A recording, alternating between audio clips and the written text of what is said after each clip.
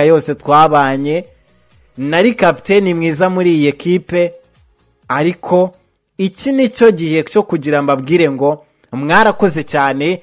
Shimira abakunzi ba ekipe ya Villa Sport Club, shimira abakinnyi bose twakinanye muri ekipe ya Villa Sport Club, nabereye kapiteni, nabayoboye neza, ariko Ronald Sekiganda yamaze kuba asezera ekipe ya Villa Sport Club. Mu magambo ye yagize ati gutwara igikombe cya 17 cya shampiyona ya Uganda byari inzozi zibayemo mu kuri nge, kandi nzahora nerwa ishema no kuba umwe mu bari bagize iyo ekipe y'amateka. Urukundo n'ishyaka biranga ekipe ya Sport Club Villa bizangumamo aho nzajya hose. Urumva, yari kapiteni wa ekipe ya Villa Sport Club, arakubwira ngo nge rwose urukundo naboneye muri iyi ekipe, ibikombe 17 bya shampiyona ya Uganda twatwaye byari inzozi zanjye, byari ikintu navuga ngo nicyo kintu nari ntegereje kugira ngo nigaragaze, mbone icyo nakita buri muntu wese aharafa akagira avuge ngo Ronald Sekiganda wakoze ibintu byinshi bitandukanye, wakoze amateka, kuko buri muntu wese rwose ahava akagira aravuga ngo uyu Ronald Sekiganda mbona mbere yuko mubwira ibindi byinshi bitandukanye, shampiyona y'umwaka n'ubundi iyi ngiyi ekipe ya APR Football Club yatwaye yavuzwe muri ekipe ya APR igihe hazaga Dennis Omedi, hakaza Kim Kiwanuka na Jibril Watara. Mu kwezi kwa mbere havuzwe amakuru menshi ngo Ronald Sekiganda ashobora kuba yaza muri ekipe ya APR, ariko biranga, ariko navuga ko dutegereje wenda umwanzuro cyangwa se itangazo rya ekipe ya APR Football Club bavuga bati Ronald Sekiganda twamaze ko batumusinyisha. Amakuru ari hanze aravuga ko uyu Ronald Sekiganda yamaze no kuba sinya imyaka 2. Nibiravugwa ko yamaze kuba sinya imyaka 2 muri ekipe ya APR Football Club. Nubwo nashobora kuza ngo mvuge ngo mbihagazeho 100%, ariko biravugwa. Ibivugwa muri iki gihe cya transfer turaza tukabikubwira tukavuga ko bivugwa, ntabwo tuza ngo duconfirming ngo tuvuge ngo byamaze kuba byemezwa. Biravugwa ko uyu munya Uganda Ronald Sekiganda yamaze kuba sinya muri ekipe ya APR. Barabizi ko ekipe ya APR ibintu byayo biza mwibanga, nakavuyo, ntabwo baba pampe bakirimo batangazaga ibintu bakavuga bati ibintu byamaze kuba birangira. Rero ekipe ya APR Football Club amakuru aravuga ko uyu Ronald Sekiganda yaba yanamaze no kuba asinya imyaka 2. Reka turebe koko niba ariko bimeze, reka turebe ko ariko bimeze, ariko bigenze gutya ushobora kuba byaba ari ibintu byiza cyane. Uyu mugabo mu magambo yo gusezera ekipe ya Villa Sport Club mu ijoro ryakeye yavuze ati gufata icyemezo n'ibyari byoroshye, ariko nyuma yo kubitekerezaho nitonze ndumva ari cyo gihe cyo kujya kugerageza andi mahirwe ngakomeza gukura nk'umukinnyi. Ubwo rero Ronald Sekiganda gusezera ekipe ya Villa Sport Club navuga ko byari ibintu nawe bitari bimworoheye, byari ibintu byari bimukomerewe, ariko reka twizere ko agiye kujya azagira amahirwe, kandi uko abitekereza yo kugenda ukagura abonoma ukayongeresha rwose ibintu bikaza kuba bigenza neza cyane. Munyemerere rero tutangire duhere muri ekipe ya Rayon Sport. Mu ijoro ryakeye abantu benshi bagiye babona amashusho yagiye ahagaragara, benshi bagenda bavuga bati ese ekipe ya Rayon Sport bimeze bite ko tubona amashusho abayobozi bose biteretse bakavuga ngo reka muri ekipe ya Rayon Sport tugire byinshi tuganiraho, kuko mu mashusho yagiye hanze yagaragazaga nkaho bari bicaye ahantu mu kabari. Namashusho yagiye hanze mu ijoro ryo kuri uyu wa kane ku itariki n'ubundi ya 12 2025 ni Kamena, bigaragara ko bari ahantu hasa nko mu kabari, bari gusangira icupa ndetse banaganira ku bibazo by'iyi ekipe. mu bantu bagendaga bagaragara muri aya mashusho harimo Muvunyi Paul uhagarariye inama y'ubutegetsi bwa ekipe ya Rayon Sport ndetse na perezida wa ekipe ya Rayon Sport mwita Twagira Yesterday na Gacinya Charles Denis, Muhirwa Prosper, Rutagambwa Marite n'abandi benshi bagaragaraga muri aya mashusho. Ubuyobozi bwa ekipe ya Rayon Sport cyangwa se abayobozi muri rusange ba ekipe ya Rayon Sport bagiye bashyira hanze.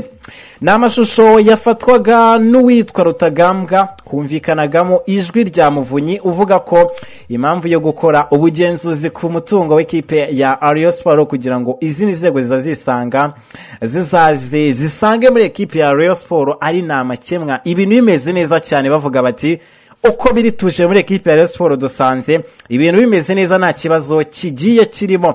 Mu magambo yagize ati buriya ubugenzuzi bari ngombwa kugira ngo nizo za RGB cyangwa se urwego rw'igihugu rw'imiyoborere ziza zisanga abantu bari ku murongo nta bibazo biri muri ekipe ya Rayon Sport. Ayo ni amagambo Muvunyi yaje kuba atangaza muri video yaje kuba isakara ku mbuga nkoranyambaga mu ijoro ryakeye mu masaa 3 y'ijoro. Rwose abantu benshi bagendaga bayibona ibyo. Kandi Muvunyi nyuma yo gutangaza ayo magambo hakurikiyeho uwitwa Rutagambwa aho yaje kuba yiyama bakomeza kubavuga ibitandukanye, nyamara ekipe ya Rayon Sport iri ekipe y'ubuzima bwabo bwose. Abantu benshi bakavuga bati ese koko ekipe ya Rayon Sport maginganga yako ibintu bitameze neza cyane. Murabizi ko muri iyi ekipe ya Rayon Sport havugamo amagambo menshi atandukanye. Ni nyuma yaho abantu benshi bavuze bati ekipe ya Rayon Sport ishobora kuba maginga yanga bitameze neza ku kintu kijyanye n'ubukungu. Benshi bakavuga bati ekipe ya Rayon Sport amakuru ahari nuko umutungo wabo udahari ngo babashe kuba bagura abakinnyi beza babashe kuba bahangana. Ariko abandi benshi bakavuga bati ekipe ya Rayon nyuma yaho ivuze ngo uwitwa Famille Rotfi aze muri ekipe ya Rayon Sport aze kuyisinyira, abashi bakavuga bati hari abo umutoza yifuza kuba yazana muri ekipe, ariko ubuyobozi bukavuga ngo natwe aba bakinnyi ntabwo tubona nk'igisubizo muri ekipe ya Rayon Sport. Niba dufite ekipe ya Rayon Sport maginga yangaya igiye gukina imikino ya CAF Confederation Cup, murabizi ko ekipe ya Rayon Sport izayikina. Ekipe ya Rayon Sport niba izakina imikino ya CAF Confederation Cup tukaba tutari kubona abakinnyi bari kuri standard, twavuga ngo aba bakinnyi nibo bakinnyi bashobora kuzafata ekipe ya Rayon Sport bakayigeza nayo matsinda. Abantu benshi bavuga ngo ekipe ya Rayon Sport ishobora kuba yagiramo, ariko kugeramo nuko iyi ekipe iba yabanje kwerekana abakinnyi bakomeye. Mu minsi yashize nibwo ekipe ya Rayon Sport yerekanye uwitwa Musore Prince wakinaga muri championnat y'u Burundi.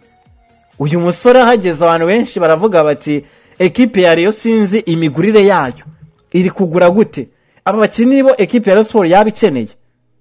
Abo ni abantu bagendaga babivuga, ariko natwe koko hano twagiye tubigarukaho cyane. Ekipe ya Rayon Sport yifuza kugera kure mu mikino ya CAF Confederation Cup. Niyo mikino ya Confederation Cup abantu benshi bavuga bati ekipe ya Rayon Sport yari yananiwe kugitwara igikombe ibe yagirayo. Abakinnyi iri kugura ni abakinnyi bashobora kuzayifasha, ariko mu ijoro ryakeye rwose abayobozi ba ekipe ya Rayon Sport baje kuba batangaza amagambo menshi akomeye. Uyu Rutagambwa rero yaje kuba avuga ngo abantu mutwishyiramo muvuga ubusa turabiyamye. Niyo magambo yaje kuba atangaza kuko nawe wafataga video igaragaza abayobozi bose ba ekipe ya Rayon Sport rwose bari ahantu bitonze barigira byinshi bagenda baganiraho. Ati abantu mutwishyiramo muvuga ubusa turabiyamye, ati turabiyamye yongera bisubiramo. Ati ekipe ya Rayon Sport ni yacu twayibyirukiye mira na turera. Ayo niyo magambo uyu Rutagambwa yaje kuba atangaza mu ijoro ryakeye. Nibyo ne ekipe ya Rayon Sport nyine maginganga y'ibintu navuga ko bitameze neza, nyuma yo kuba bavuga bati turifuza ko hari ibintu byose bizajya ku murongo. Ubuyobozi bwa ekipe ya Rayon Sport tukajya hamwe tukavuga ngo iki kintu iki niki nicyo kintu tugomba kuba twagendera ku murongo tugakora ibi ngibi. Ariko niba muri ekipe ya Rayon Sport abantu batumvikana, uyu ngo yaravuga bino uyarifuza kuvuga bino, ugasanga ni wa murongo tudashaka, ugasanga muri ekipe ya Rayon Sport ntabwo biri kugenda neza. Ariko se bizagenda bite kugira ngo umuntu wese yumve ko ekipe ya Rayon Sport ikintu isabwa ni kimwe, ni ugutsinda. Abafana ba ekipe ya Rayon Sport nubwo batanga amafaranga, nibyo batanga amafaranga, ayo mafaranga ariko bayatanga kugira babone iki? Babone ibyishimo. Ibyo byishimo rero bitabonetse, ntabwo ekipe ya Rayon Sport abafana bakomeza kuyijya inyuma, ntabwo bakomeza gutanga amafaranga, babyumvikana. Rero ekipe ya Rayon Sport icyo mbona nuko yahindura buri kimwe cyose, yahindura ibintu byinshi igenda ikora kugira ngo abafana bongere bayiyumvemo, bongere babone ko ari ekipe yabo n'ubundi. Kuko bitabaye ibyo dushobora kuza gusanga abantu benshi bajya bagenda bavuga bati ekipe ya Rayon Sport n'ubundi itarimo ibibazo, ntabwo yaba ari Rayon. Ariko se gute mwakomeza kugenda muri iyo shusho? Ibintu by'urunturuntu muri ekipe ya Rayon Sport bigomba guhagarara, mukafata umurongo umwe mukavuga ngo ni ekipe yacu, tugomba gukora ibishoboka byose kugira ngo itere imbere, kugira ngo tuyifashe mu kijyanye n'imari, ibikombe biboneke, umwiryane uvemo, tutongera kubona ibyo bintu. Rero ibyo ngibyo nari mikomoje mvuga kuri iyi video yagiye hanze mu ijoro ryakeye rwose. Ubuyobozi bwa ekipe ya Rayon Sport buvuga ngo twiyamye abantu bose bagenda bavuga ngo ntacyo dushoboye muri ekipe ya Rayon Sport, kuko ekipe ya Rayon Sport ni yacu.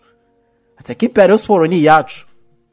Ariko tukiva kuri ekipe ya Rayon Sport n'ubundi, umusore navuga ko bavuze ko ari umwana wa ekipe ya Rayon Sport, bamwita Muhire Keve. Mu masaha make ari imbere kuri uyu munsi wo kuwa gatanu, ekipe yitwa Jam Sport Club ni ekipe ikina icyiciro cya mbere hariya rwose mu gihugu cya Sudani y'Epfo, yatangaje ko yiteguye kwakira umusore w'umunyarwanda, kapiteni wakinaga ekipe ya Rayon Sport.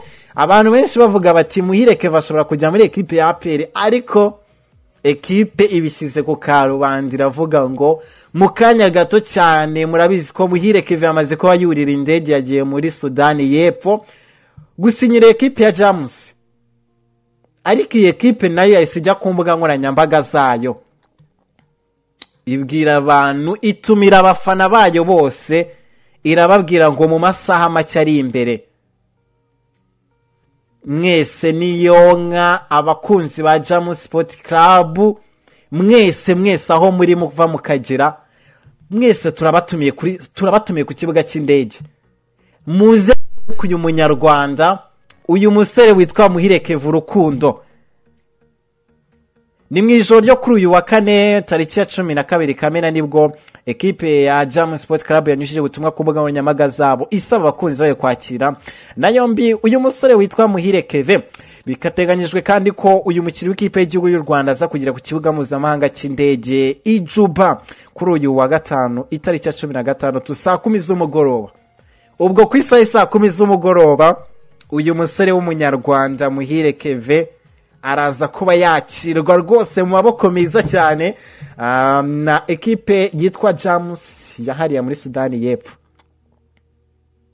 Mu magambo iyi ekipe yanyujije ku mbuga nkoranyambaga zayo, reka ngire gutya nyabasomere, yagize iti turabatumiye mwese muze twakire icyamamare, umusore mukunda, ni icyamamare kuva mu gihugu cy'u Rwanda, bamwita Muhire Keve, umukinnyi w'umunyemano ukina mu kibuga hagati, avuye mu gihugu cy'u Rwanda. Tumwereke urukundo, tumushyigikire, mbese tumuhe ikaze. Urumva amagambo ekipe ya Jam Sport Club yatangaje? Ayo magambo ukiyumvita wumva n'ubundi ko ni ekipe yamushakaga cyane, ni ekipe yavugaga ngo uyu musore uko byagenda kose agomba kuza hano akagira byinshi. Si ahantu henshi tuzabona ekipe byonyine itangaza ngo muze tumwereke urukundo, muze tumuhe ikaze, muze tumwereke hano muri Sudani y'Epfo kaje muri ekipe ikomeye. Ekipe rero ya Jam Sport Club mukina mu cyiciro cya mbere vrema iravuga ngo ku isaha saa 10 saa 10 araza kuba rwose ageze ara kuri ku kibuga mpuzamahanga, kuri kibuga rwose cy'indege cya Juba. Ubwo rero birumvikana ko bagomba kwigaragaza kuri uyu musore w'umunyarwanda ufite imyaka 26 rwose, ugomba kuba agira hariya muri Sudani y'Epfo akagira byinshi agenda akora bigatuma abakunzi ekipe ya Rayon Sports benshi baravuga bati ni umwana wacu ariko n'ubundi nagende agire byinshi agenda akora akomeze guteza imbere umupira agire ku bintu byinshi bigiye bitandukanye. Ubwo rero birumvikana ko Muhire Keve agomba kuba yigaragaza hariya muri Sudani y'Epfo n'ekipe ya Rayon Sports rwose nayo mu kanya gato twizere ko ubwire ngo uzahirwe kuko ntabwo byagenze neza cyane akigira muri ekipe ya Rayon Sports bamaze kuba ntabwo bumvikanaga ngo bamuhe amafaranga ye yose nk'uko byagiye mu masezerano, ariko nyine Muhire Keve mu kanya gato cyane araza kuba ageze ku kibuga cy'indege cya Juba yakirwe n'abafana bakomeye cyane, abafana ba ekipe ya Jam Sport Club ubundi baze kuba bamuha ikaze bamubwira ngo ikaze ngwino kino ekipe yacu ngwino rwose ibintu bigende neza. Uyu Muhire Keve kandi ni nawe kapiteni w'ikipe y'igihugu y'u Rwanda y'abakina imbere mu gihugu cyane. Yakinaga rwose ari kapiteni w'ikipe y'igihugu y'u Rwanda ya Cani. Uyu asuye hanze aho yakiniye andi ma ekipe nka Eri Makasa, Eri Dekaria, Tarea, Eri Gaishi, Saham Club na Ariya Morke Sports Club na ekipe yagiye akinayo hanze y'igihugu cy'u Rwanda. Rero kuri iyi nshuro uyu mwaka wa 2025 Muhire Keve yongeye kuba asubira hanze y'igihugu cy'u Rwanda gukina muri iyi ekipe ya Jam Sport Club. Navuga ko ari transfer rwose yatunguye abantu benshi cyane, ne transfer yatunguye abantu benshi cyane kuko ntabwo bumvaga uyu Muhire Keve ashobora kujya muri iyi ekipe kuko na makuru menshi yagiye abitangazwaho nk'uko abanyarwanda benshi mugenda mwumva ama transfer menshi atandukanye muvuga ngo uyu mukinnyi uko byagenda kose agomba kuza. Rero ntabwo byigeze bikomera cyane ngo abantu bose bumve ko Muhire Keve agomba kujya muri Jams. Iyi nkuru nibwo yabashe kubisesekara abantu bose baravuga bati uyu Muhire Keve ekipe yamaze kubimubwira ngo itumira abafana bayo ati muze rwose twakire umusore w'umunyarwanda umuhanga cyane ukina mu kibuga hagati, muze tumwakire. Muhire Keve rero murabyumva neza cyane ko mu kanya gato cyane ndaza gusoza ikiganiro saa 9:30 ubwo ngubwo urumva araba muri 30 kugira ngo uyu musore Muhire Keve agere hariya mu gihugu cya Sudani y'Epfo rwose bamwakire.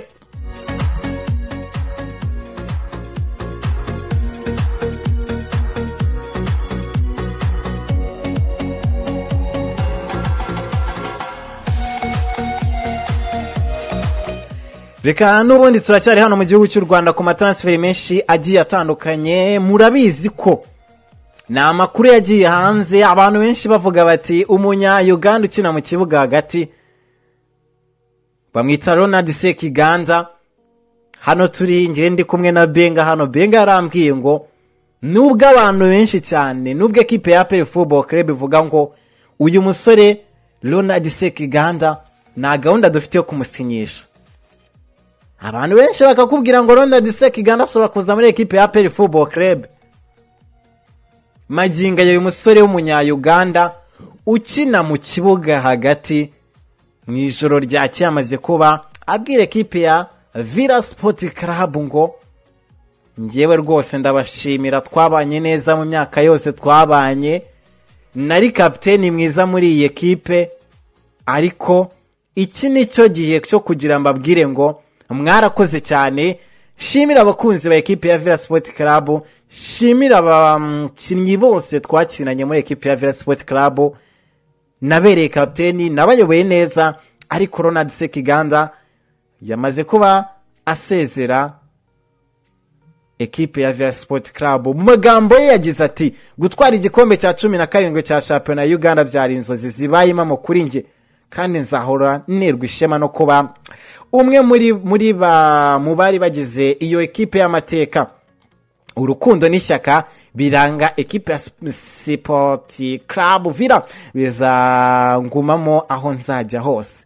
Urumva yari kapiteni wa ekipe ya Villa Sport Club arakubwira ngo nje rwose urukundo naboneye muri iyi ekipe, ibikombe 17 bya shampiyona ya Uganda twatwaye byari inzozi zanjye, byari ikintu navuga ngo nicyo kintu nari negereje kugira ngo nigaragaze mbone icyo nakita buri muntu wese aho arava akagira avuge ngo Ronald Sekiganda wakoze ibintu byinshi bitandukanye, wakoze amateka, kuko buri muntu wese rwose aho ava akagira aravuga ngo uyu Ronald Sekiganda mbona mbere yuko mubwira ibindi byinshi bitandukanye,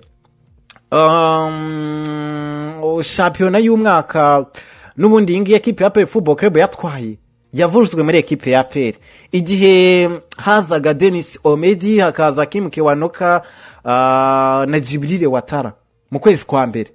Havuzwe amakuru menshi ngo Ronald Sekiganda ashobora kuba yaza muri ekipe ya APR, ariko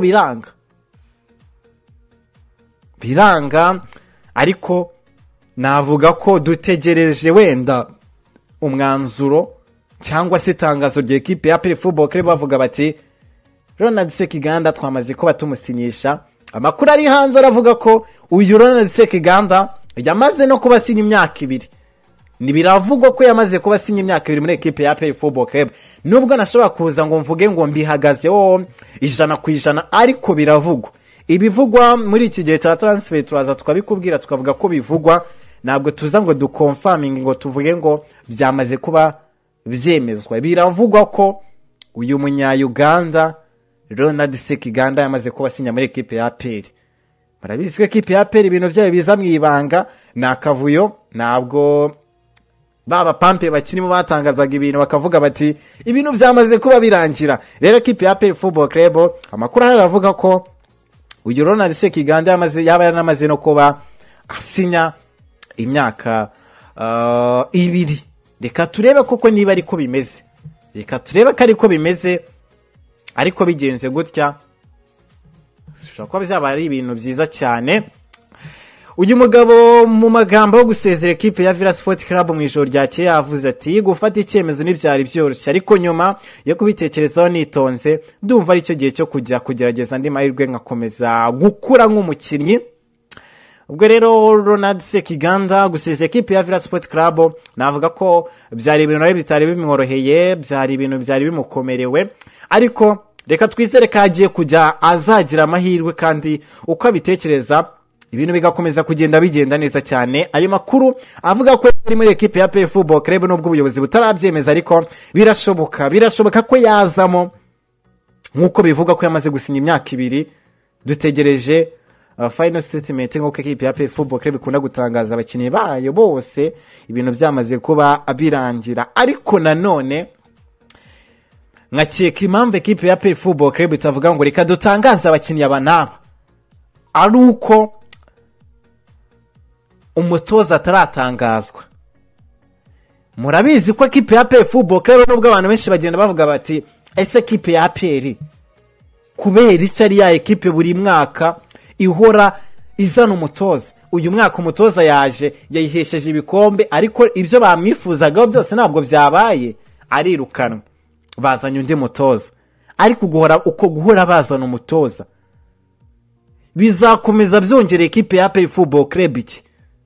Niba buri mwaka uzanye umutoza nibyo araje umuhaye imyaka 4, niyo myaka bari bahaye Darikonovic, iyo myaka 4 bamuhaye imyaka 3 bamuhaye, iyo myaka 3 umwaka umwe niba bavuge bati umutoza niba duhisemo kumuha imyaka 3, umwaka wa mbere umutoza reka tumubwiye abanze yige kuri ekipe, amenye ekipe kuntu ikora, amenye misoza ekipe, amenye ibyo ekipe yifuza kugeraho.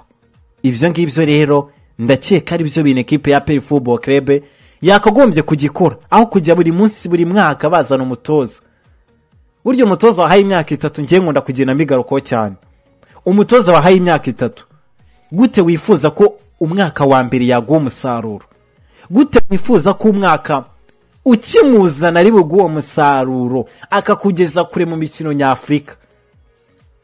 Wenda ntabwo mbizi niko ngiye mbitekereza, ariko umutoza wahaye imyaka 3 sinumva ko kumuha imyaka 3 y'amasezerano aba ari ikintu cyiza, ngo umubwire ngo umwaka wa mbere ugomba kwitwara neza cyane.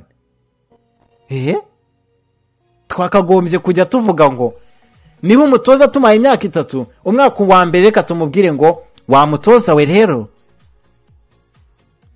ubwuje muri ekipe uyu mwaka wa mbere ugomba kwitwara gutya, ugomba gukora ibi ngibi, bikaba ari byo tubona. Rero reka tuve kuri uyu musore n'ubundi Ronald Sekiganda wamaze kubasezera muri ekipe yakinaga Sport Club Villa amwerekeza muri ekipe ya APR Football Club. Ayo makuru tuzagenda tuyakusanya turebe koko niba ari byo rwose, turebe kuntu ibintu byaza kuba bigenda, tukaza kubona ibintu bimeze neza cyane muri ekipe ya APR Football Club. Yifuza abakinnyi benshi bagiye batandukanye, ariko abo bakinnyi n'abakinnyi n'ubundi bashaka kuzakora itandukana, bagakora ibintu byinshi bigiye bitandukanye muri ekipe ya APR Football Club. Reka tukiri muri ekipe ya APR Football Club kandi bamwita Tade Ruwanga ni umukinnyi ukomoka muri Uganda. Ekipe ya APR Football Club hano muri Uganda habonye isoko pe. Umukinnyi urumva ngo n'umukinnyi wavuye muri Uganda iri kwifuza uyu munsi ukumva ngo batandukanye na ekipe ya APR no umugande. N'umukinnyi ukomoka muri Uganda bamwita Tade Ruwanga yamaze kubasezera kuri ekipe ya APR Football Club nyuma y'imyaka 2 yarayimazemo. Ibi ngibi bikuye mu butumwa uyu mukinnyi yanyujije ku rukuta rwe rwa Instagram kuri uyu wa gatanu rwose uyu munsi mu masaha make ashize. Tade Ruwanga ukina mu kibuga hagati afasha abamyugariro kugira kugara yavuze ko igihe cye muri ekipe ya APR Football Club kirangiye, ubundi ashimira barimo ubuyobozi bw'ikipe ya APR Football Club. N'amagambo yanditse ati igihe cyanjye muri ekipe ya APR Football Club kirarangiye, umutima wanjye uranyuzwe, ndashaka gushimira byimaze ubuyobozi bwa ekipe, abakozi bayo, abakinnyi bagenzi banjye n'umuryango wanjye banshigikiye muri urugendo rwanjye rw'imyaka 2 nari maze muri ekipe ya APR Football Club. Byaranshimishije rwose kuba muri ekipe y'ingabo z'igihugu. Uyu musore kandi Tade Ruwanga yakomeje agira ati kwandika ibi ntabwo byoroshye, ariko nk'abakiri umupira w'amaguru twese muzi ko uyu munsi ugera ku bafana badasanzwe. Mwarakoze cyane, ndashimira byimazeyo ukubw'inkunga yanyu mutahwemye kungaragariza mu gihe cyanjye muri ekipe ya APR Football Club. Ngo biba byoroshye bigeze muri iyi minsi ekipe umukinnyi muri rusange biramubabaza gusezera ekipe yaramazemo imyaka igera muri 2. Ni ibintu biba bitoroshye, ariko Tade Ruwanga rwose yavuze ko nubwo bimukomeranye ariko arifuza gukomeza kariyeri yagakora ibintu byinshi bigiye bitandukanye. Rero uyu mukinnyi ukomoka muri Uganda Tade Ruwanga yamaze kuba atandukana na ekipe ya APR Football Club, arayishimira mu kinyabupfura cyiza cyane, mu magambo meza cyane yo gusezera no gushimira ubuyobozi. Ni ibintu byiza cyane, navuga ko abakinnyi bose bakagombye kujya bakora ibingi kugira ngo iminsi izaza bagiye bagirirwa icyizere n'andi ma ekipe atandukanye.